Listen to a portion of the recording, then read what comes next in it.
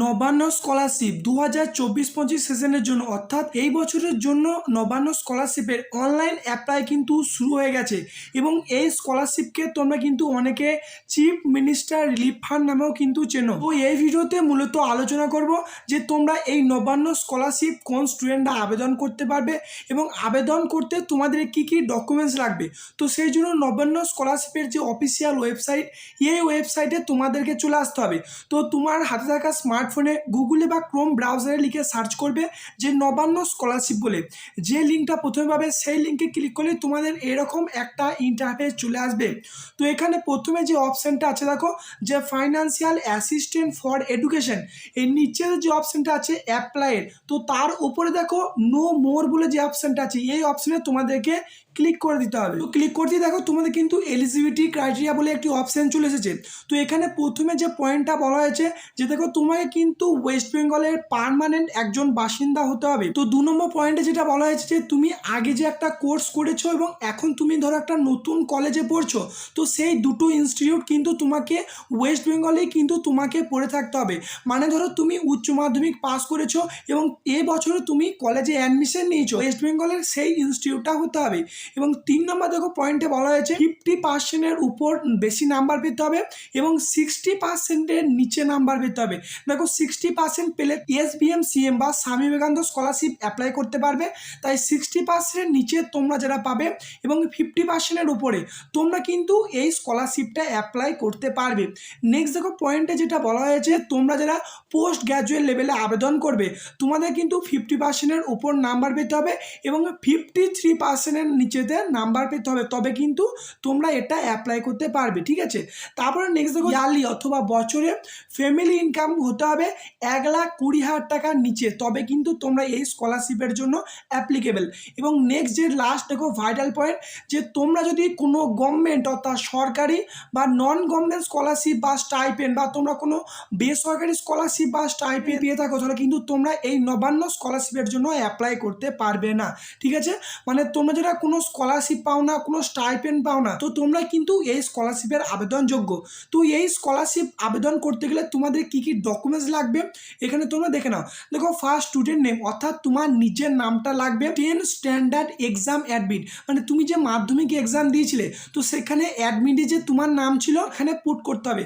তারপর দেখো guardian name, বাবার নাম লাগবে, তোমার এজ কত সেটা দিতে হবে এবং তোমার 10 স্ট্যান্ডার্ডের রোল নাম্বার কত ছিল এবং ইয়ার সেটা কিন্তু তোমাদেরকে দিয়ে দিতে হবে এবং তোমার ফুল অ্যাড্রেস লাগবে অ্যাপ্লাই করতে, পিন লাগবে। এবং নেক্সট দেখো যেটা বলা আছে মোবাইল নাম্বার, অর্থাৎ তোমার যে ভ্যালিড একটা মোবাইল নাম্বার আছে সেই মোবাইল নাম্বারটা লাগবে। এবং নেক্সট দেখো আছে ইমেল আইডি, একটু অপশনাল বলে লেখা থাকবে, তোমরা কিন্তু এটাকে দিতেও পারো না দিতেও পারো। তারপর দেখো মেন যেটা, যে তোমরা স্কলারশিপ অ্যাপ্লাই করার পর তোমাদের সকলের কিন্তু ব্যাঙ্ক অ্যাকাউন্টে টাকা ঢুকবে এবং দেখো ব্যাঙ্ক ডিটেলস দিতে হবে, অ্যাকাউন্ট নম্বর দিতে হবে, IFS কোড দিতে হবে, ব্যাঙ্ক নেম, ব্রাঞ্চ নেম এবং তোমার নিজস্ব ব্যাঙ্ক অ্যাকাউন্ট কিন্তু থাকতে হবে। ঠিক আছে, এবং নেক্সট দেখো যেটা বলা আছে যে ডকুমেন্টস রিকোয়ার্ড, অর্থাৎ তোমাকে কি কি ডকুমেন্টস আপলোড করতে হবে এবং এইগুলো সমস্ত বল দিচ্ছে। এই ফরম্যাটগুলো PDF ফরম্যাটে হতে হবে এবং 500 কেবির মধ্যে। তো প্রথমেই দেখো যে ডকুমেন্টসটা লাগবে, তো এখানে বলা হয়েছে এটাই যে তোমার পুরো একটা কমপ্লিট অ্যাড্রেস লাগবে, মোবাইল নাম্বার, ইমেল আইডি। এবং নেক্সট দেখো যেটা বলা হয়েছে 2 নম্বরে, যে recommendation to the honourable chief minister from local MLA or MP। দেখো এটা কিন্তু সাধারণত স্বামী বিবেকানন্দ স্কলারশিপের জন্য লাগে না, এটা কিন্তু নবান্ন স্কলারশিপের জন্য দেখো লাগছে। যে এই এক্সট্রা ডকুমেন্ট কিন্তু তোমাকে নবান্ন স্কলারশিপের জন্য বানাতেই হবে। যে কি কি, যে তোমার ধরো MLA বা MPর কাছ থেকে একটা কিন্তু রেকমেন্ডেশন লেটার কিন্তু নিয়ে আসতে হবে এবং এটা কিন্তু একটা নিজস্ব ফরম্যাট আছে, সেটা কিন্তু তোমাদেরকে পরে জানিয়ে দেবো। ঠিক আছে, ফ্যামিলি ইনকাম সার্টিফিকেট তোমাদের কিন্তু এটা বার করতে হবে। দেখো এটা কিন্তু তোমরা অনলাইনেও করতে পারো এবং তোমরা কিন্তু অফলাইনেও করতে পারো। দেখো এটা কিন্তু তোমরা ভালো হয় তোমরা যারা গ্রাম অঞ্চলে থাকবে তোমরা BDOর কাছ থেকে এটা করে আনতে পারবে এবং তোমরা যারা শহর অঞ্চলে থাকবে তোমরা কিন্তু SDOর কাছ থেকে করে আনতে পারবে। এছাড়াও দেখো যেটা আছে minister in-charge, minister of state, DM, SDO, BDO, joint BDO, executive officer, এই সমস্ত স্যার দ্বারা তুমি কিন্তু এই ইনকাম সার্টিফিকেটটা কিন্তু বার করাতে পারবে। এরপর তোমাদেরকে যেটা বললাম দেখো যে সেলফ ডিক্লারেশন, অর্থাৎ তোমার নিজস্ব স্বঘোষণাপত্র একটা কিন্তু তোমাদেরকে লিখতে হবে, যেখানে তোমাদের দেখো সিগনেচার থাকবে, তুমি এখন অর্থাৎ প্রেজেন্টে কোন কোর্সে পড়ছো, কোন ইয়ার চলছে, কোন সেমিস্টার চলছে এবং তুমি কোনো স্কলারশিপ আদৌ পাও কি না, তুমি বেসরকারি বেসরকারি বা কোনো স্টাইপেন্ড পাও কিনা, তো সেটা কিন্তু তোমাকে সমস্ত সেখানে লিখতে হবে। এবং তুমি যে এখন প্রেজেন্ট যে কলেজে পড়ছো বা যে ইনস্টিটিউটে পড়ছো বা তোমরা যেটা স্কুলে পড়ছো, তো তোমাদের কিন্তু সেই কলেজে হেড যিনি আছেন, তো সেই স্যারের কাছ থেকে কিন্তু সিগনেচার করে সিল কিন্তু আনতে হবে, ঠিক আছে।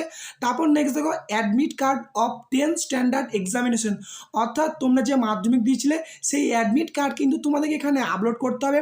এবং তারপর নেক্সট দেখো মার্কশিট অফ কোয়ালিফাইং এক্সামিনেশন, অর্থাৎ তুমি যে এর আগে কোর্সে এক্সাম দিয়েছিলে এবং পাস করে তুমি একটা নতুন কোর্সে অ্যাডমিশন নিয়েছো এবং তুমি এই স্কলারশিপের জন্য আবেদন করবে, তো আগে যে তুমি যে কোর্স করেছিলে সেই কোর্সের মার্কশিট কিন্তু তোমাদেরকে লাগবে।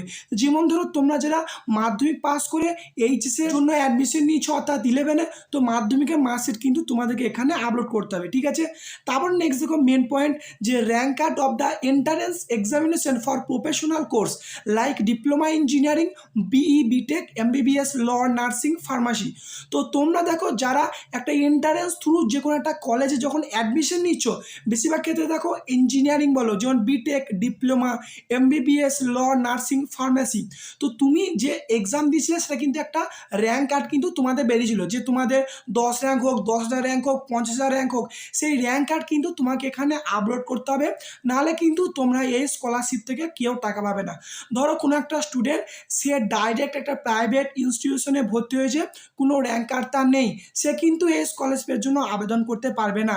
এবং তারপর নেক্সট দেখো আরও বলা আছে যে অ্যালটমেন্ট লেটার ফর অ্যাডমিশন, এটা কিন্তু তোমরা অনেকেই জানো, তোমরা যারা বিটেক বলো মানে জিলেট বলো জয়েন দিয়েছো এবং ডিপ্লোমা যারা তোমরা অ্যাডমিশন নিয়েছো অর্থাৎ জেক্স মোগলের থার্ড অ্যাডমিশন নিয়েছো, তো তোমাদের সকলে কিন্তু অ্যালটমেন্ট লেটার দেওয়া হয়েছে। অ্যালটমেন্ট লেটার বলতে কি, যে তুমি কোন কলেজ পেয়েছো সেটা কিন্তু একটা সেখানে লেখা আছে পিডিএফ, তো সেই পিডিএফ কিন্তু তোমাকে এখানে আপলোড করতে হবে, তবে কিন্তু তোমরা এই স্কলারশিপ থেকে টাকা পাবে। এবং দেখো তারপর নেক্সট বলা হয়েছে যে first page of passbook of applicant active saving bank account, অর্থাৎ দেখো তোমার নিজস্ব পাসবই থাকতে এবং সেটা কিন্তু ফার্স্ট পেজটা স্ক্যান করে কিন্তু এখানে পিডিএফ আকারে আপলোড করতে হবে।